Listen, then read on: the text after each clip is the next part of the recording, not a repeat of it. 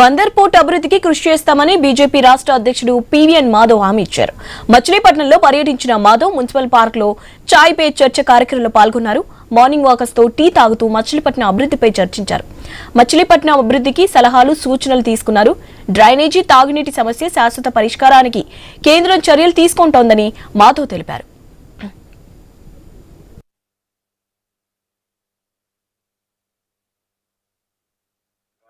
మచిలీపట్నం బందర్ రావటం ఏదైతుందో ఒక మధురానుభూతి. ఆ విధంగా రావటం, అలాగే ఇవాళ ఈసారి భారతీయ జనతా పార్టీ రాష్ట్ర అధ్యక్షుడిగా బాధ్యత స్వీకరించిన తర్వాత మొదటిసారి వస్తూ మొదటి కార్యక్రమంగా ఈ కార్యక్రమం పెట్టుకోవడం జరిగింది. మాకల్ల వెంకట స్వామి నాయుడు గారు ఈ ప్రాంతంలో అనేక రకాల సేవలు చేయడం జరిగింది. ముఖ్యంగా ఆయన రామానుజ కూటమి అని చెప్పి ఏర్పాటు చేయడం జరిగింది. ముఖ్యంగా ఈ స్థలం ఏదైతుందో రామానుజ కూటమికి సంబంధించిన స్థలం.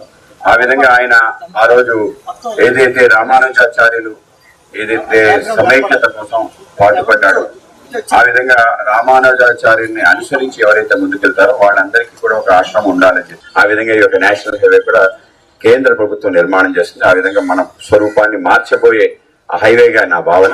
ఆ విధంగా మన మచిలీపట్నానికి పునర్వైభవం త్వరలోనే వచ్చే ఒక సంకేతాలు మనకి బాగా కనిపి